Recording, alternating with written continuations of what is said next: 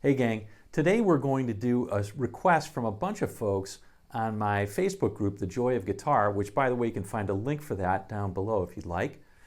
Anyway, we are going to do Triumph's Lay It on the Line. Rik Emmett, fantastic guitar player, not very well known compared to a lot of other great players, really deserves his sort of place in the sun. Anyway, he's a great player. We are going to do the solo from that this week, and it's really an awesome one, so buckle up. The most important thing in this lesson is you got to do it on a cheap Telecaster. No, I'm just kidding. Whatever guitar works for you, that's the one that you should get. Hey, we'll see with the demo first, and then we'll go through the note for note and all that. Okay, see you soon.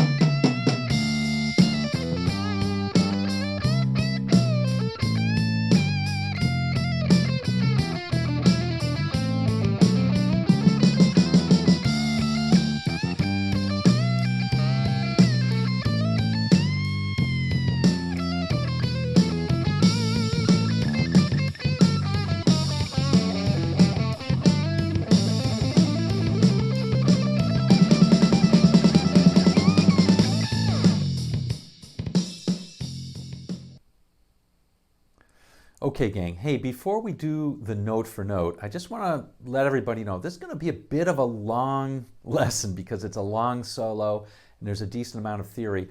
I'll give you an outline up here and you can feel free to skip ahead or come back to things, get a bite to eat, whatever you need to do, all right?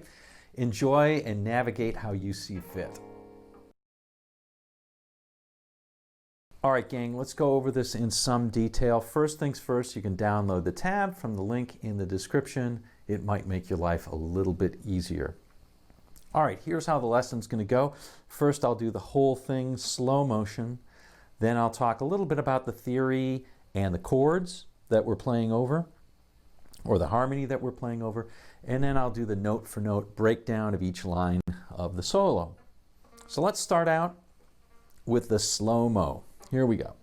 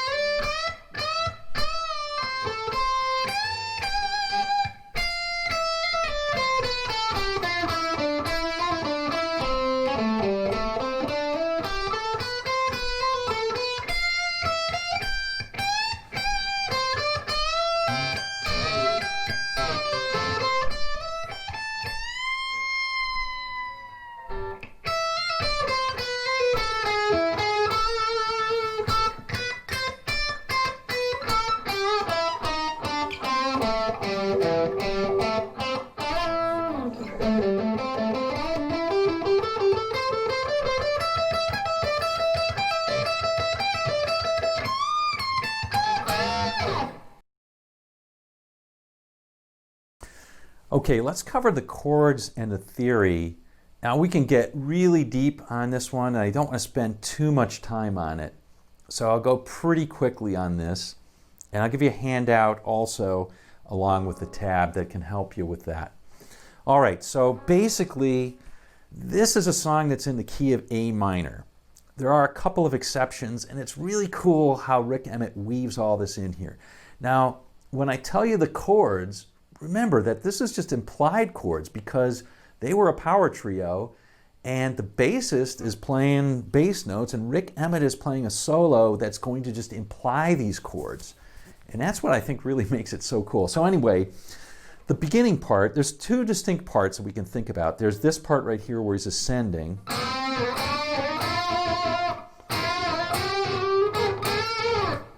Right? And that's just the classic Stairway to Heaven progression, basically A minor to F with a G transition in between. So it's...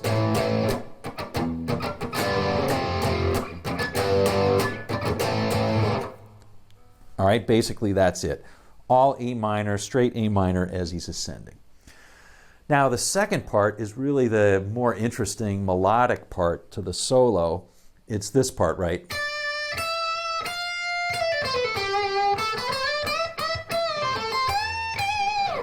And the rest of it. So that's more interesting, and that is more melodic because it uses a lot more harmony in it. And so these are the implied chords that are there. Now, I'm making some of this up because, of course, the chords weren't played. So I'll try and give you a little bit of the flavor of what the choices were and how Rik Emmett wanted to emphasize those choices.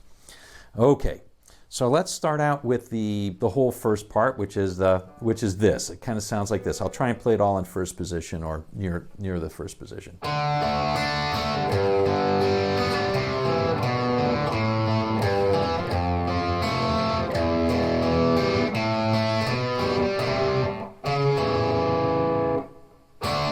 Okay, so that's a D minor, G, and then there's a walk down, C all the way to F. All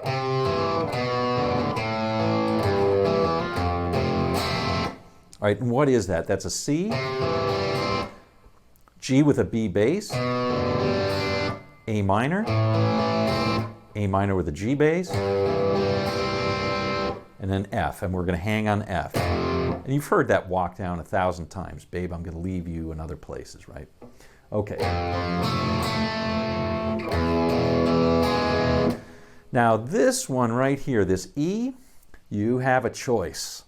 And the choice is this. Do you outline an E minor, which fits in the key of C/A minor, right? Now if you look at the key of C, the 3 chord would normally be a minor, and the 3 chord is an E, E minor, right? So do you play an E or do you play an E minor? Well, normally you'd say, well, you just play that E minor.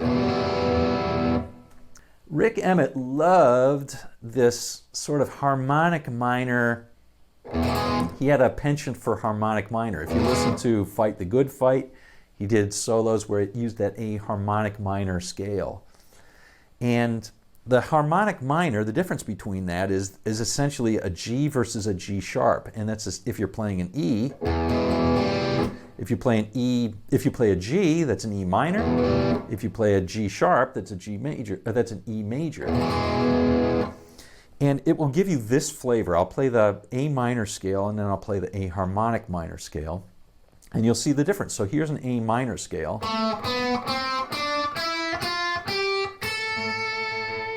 It uses this G. Instead of this G, I'll substitute the G sharp, and you'll hear the difference immediately.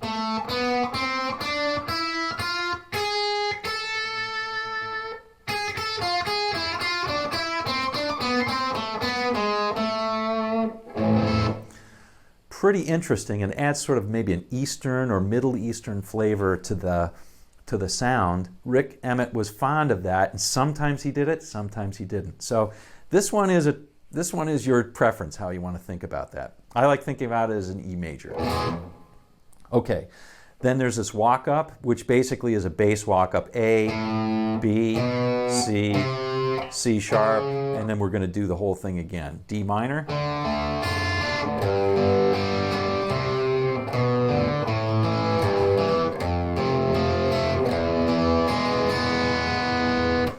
And now we're getting to the end part. The end part is where it's played this part right here.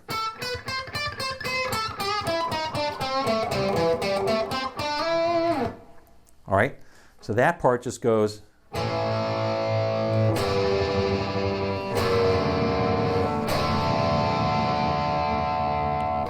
Okay, that's A minor, A with a G bass, A minor with a G bass, sorry. D7 with an F sharp bass. That's the babe I'm going to leave you, right? F. And then finally, when he's playing this part, the fast part, that is A minor, C, either D minor or a D5, D power chord, and then F, G, and A minor. And that's when it goes into the, I won't pretend that I can sing Rik Emmett, I want to love you, and that kind of stuff, right? And it gets back to the singing. All right, amazing stuff. So that's what we're playing over, that's the backdrop. Let's start now with looking at the line by line and how that's going to work. Okay, so here we go. Let's play the preamble first. Here's the first line we'll cover.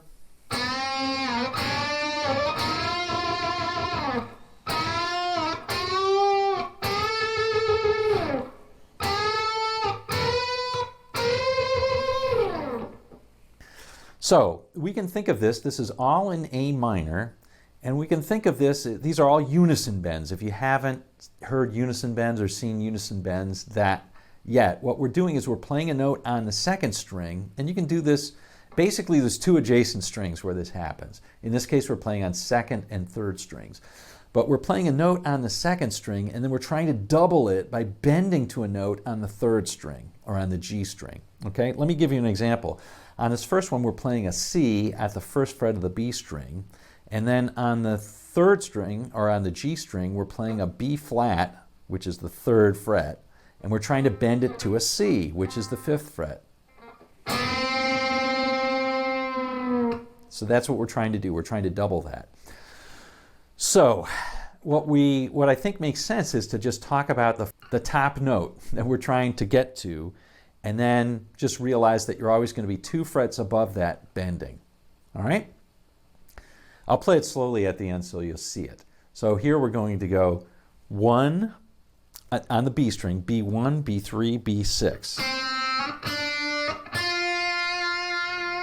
Then B6, B8, B10. And then B10, B12, and B13.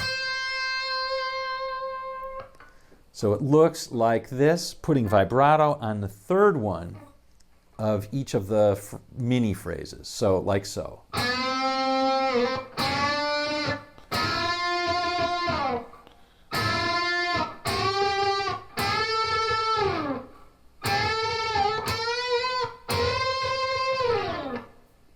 All right. So hopefully you notice that on the third string or on the G string, you're always 2 frets above where you are on the second string or on the B string, and that you're going to have a whole step bend each time. All right, that's it. That's unison bends. Let's get to the regular part of the solo, the more melodic part, this part right here. All right, so here's the first line.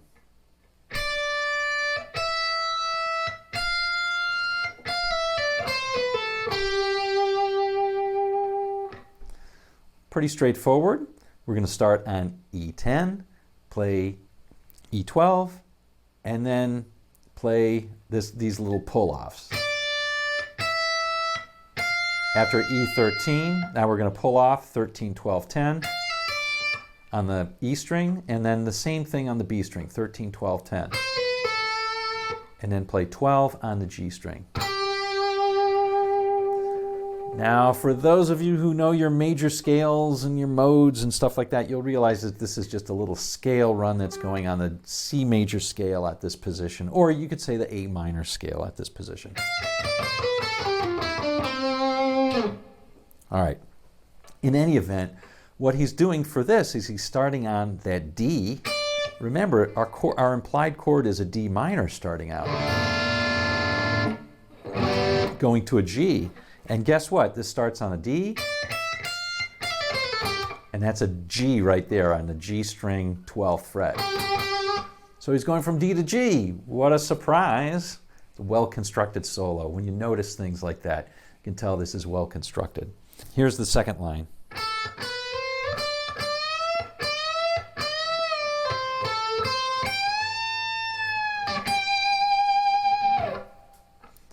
All right, here you need a little position shift here. So we're going to start out on B10, 12, 13, and you can do a slide there. And then 15, whole step bend twice, pull off to 13, G14, And then, so we're quickly going up to the first string, 15th fret, and then giving it a nice big wide bend, whole step.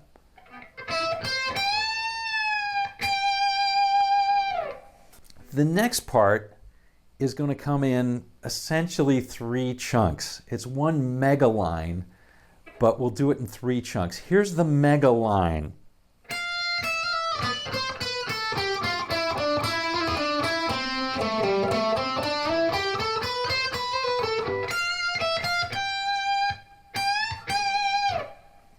All right, that's the mega line. To really make this solo flow, you gotta have all of that together, but we're gonna do it in chunks. Here's the first chunk we're going to do.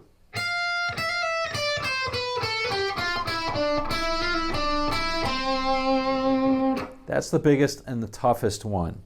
We're gonna start, and there's lots of different ways you could finger this or play it on the fretboard, but this is the one that makes the most sense for me. I think it'll probably make sense for you too. You could start out in either 10th position or 12th as I do. So I start out with the 13th, and I do a little hammer on and pull off from 12 to 13, and then play 10. So that's the first part, that's how it starts. All right, at this point we're going to walk down the C major scale, B 13, 12, 10, G 12, 10, 9, D12, and then we'll do a little retrograde motion coming back up to the 3rd string or the G string, hammer on pull off on 9 and 10, D string 12 again, and then G string 9, and on the D string 12. So the whole thing goes like this. I'll play it slowly.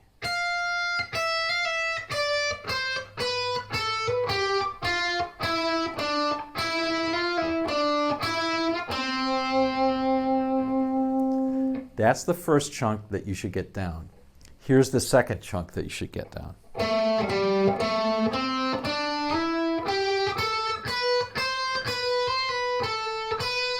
The hard part about this is there's a position shift and it flows into the next line. So here's the next part. We're starting out on the A string, 12, 10, 12,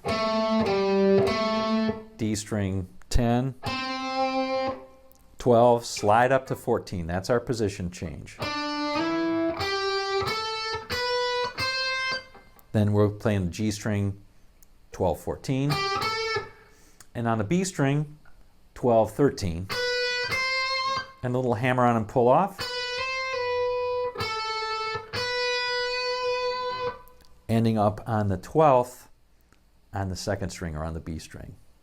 Okay, so whole thing is.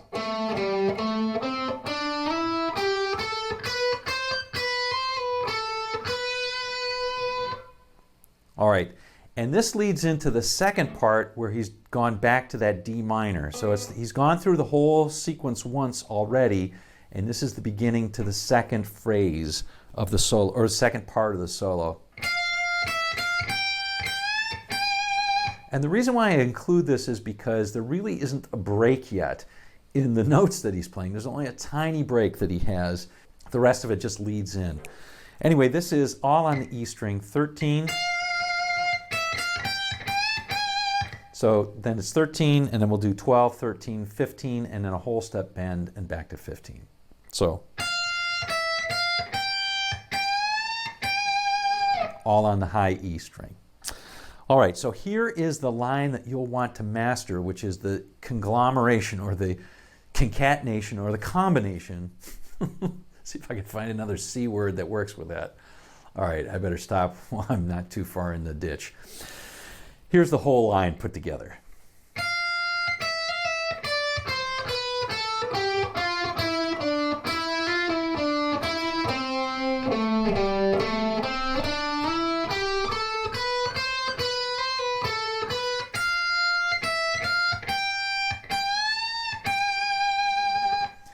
When you can play that whole line together, you basically have got the solo. All right, there's only that fast run at the end. but the rest is pretty much cake compared to that line. In my opinion, that's the hard line to get because you're moving between positions and you've got to really have it all together because it flows so well. Here's the next line.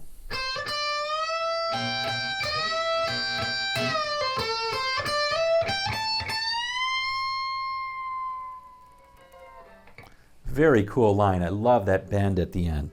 Okay, so we've got a couple of country-ish sort of things. Second string or B string, we're playing 13, 15, and then bending it. Whole step, and when we have it bent up a whole step, we'll play the 15th on the E string as well. And then we'll bring it down.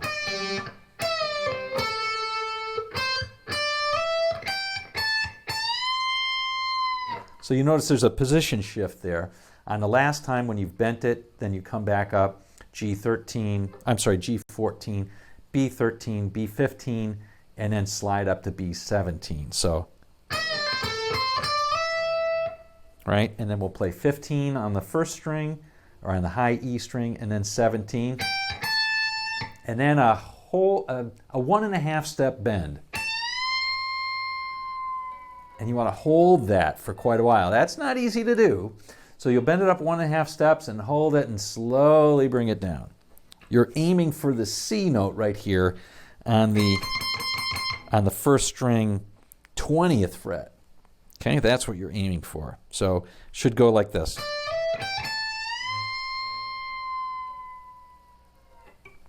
All right, that's that line. Here's the next line.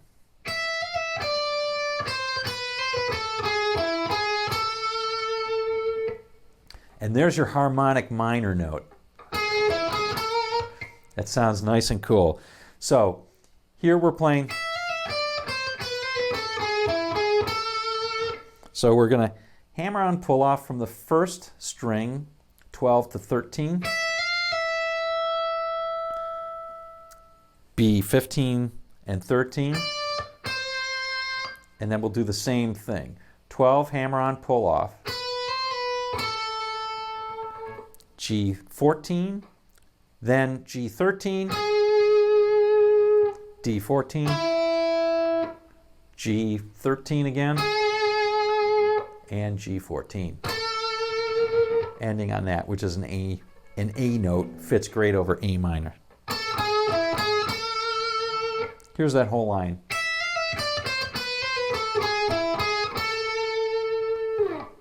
Here's the next line.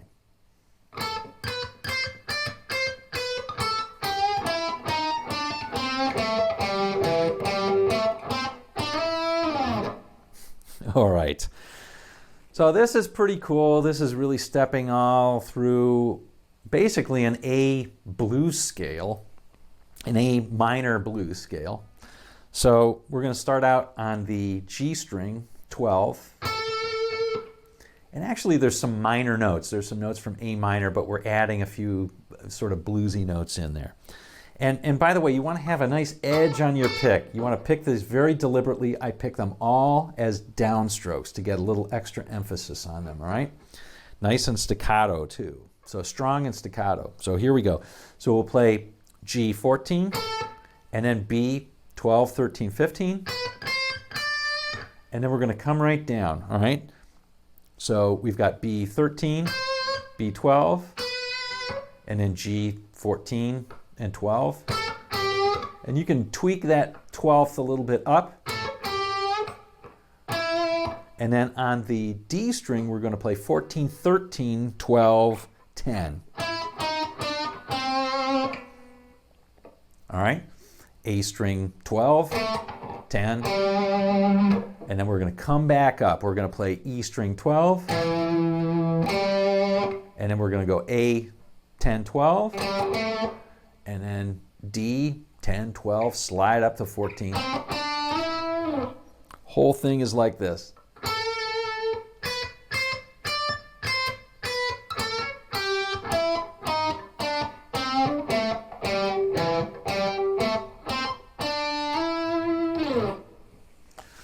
All right, home stretch, everybody.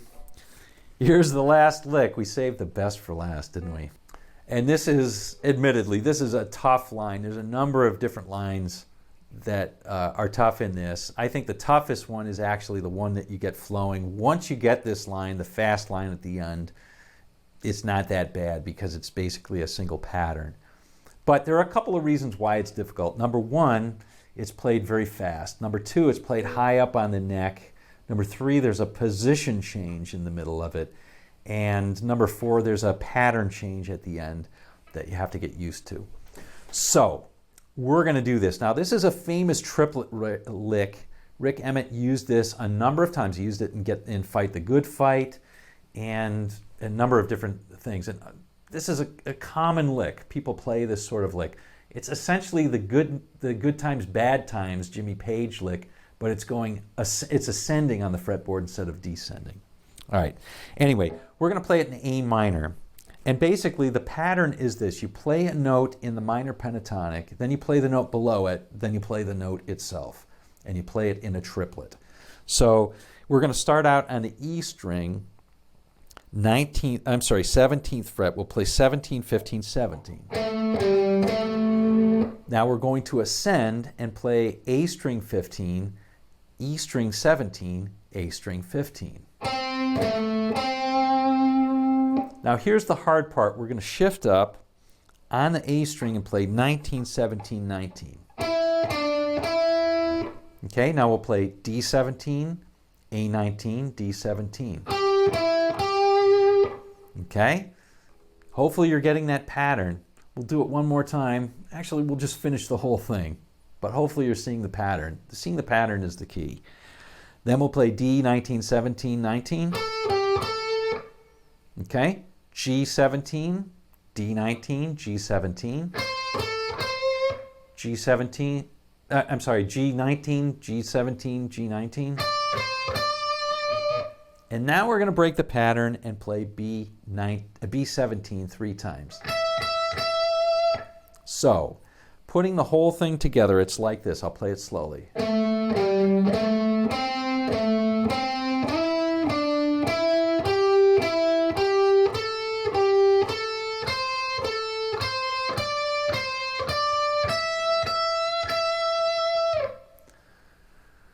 Now I just pick it alternate picking and play it nice and slowly, and you'll eventually get it up to speed. Okay, the rest of it isn't that bad. So we're going to play on the B string, we're going to play a pull off from 20 to 17, and on the G string 19th, and then play the 17 on the B string three times, just like you did before. So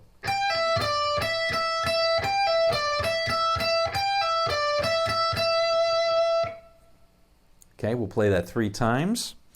And then we'll play on the first string,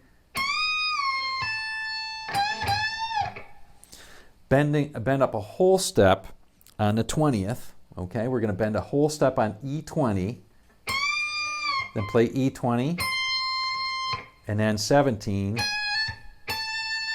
And then we'll play our friend the unison bend. Okay, first string on the 17th, second string on the 20th, and bend the second string up a whole step twice.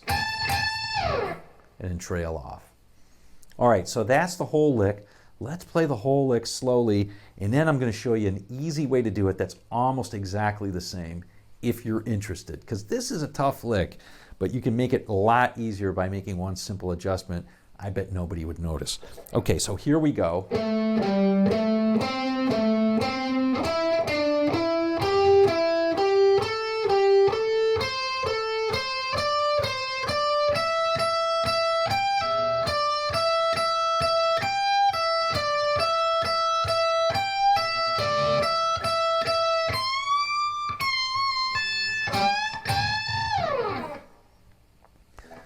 Okay, so that's the lick as it is.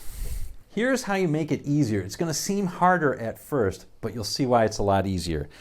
Instead of starting out right here on the E string and going down to the G, we're going to alter the lick a little bit and start out on the E string way up here on the 20th. The reason is because when you do that, you don't have to shift position. So you'll play 20, 17, 20. and then just come right up and play A17, E20, A17.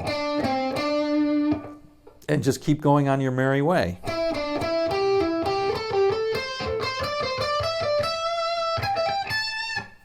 All right?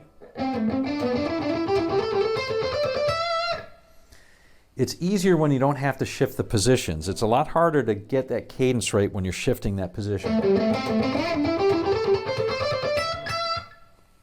Anyway, that's it. That's the end. You have earned, if you've come this far, you truly have earned a break at this point, and I hope you enjoyed the journey all the way. All right, gang. Well, I hope you enjoyed this one. Triumph, Rik Emmett, Lay It on the Line. Just a great solo. Anyway, if you did enjoy this one, why don't you give it a thumbs up or click a like for the video or smash the like button or whatever that is. And if you haven't yet, subscribe to the channel, and we will see you on down the road.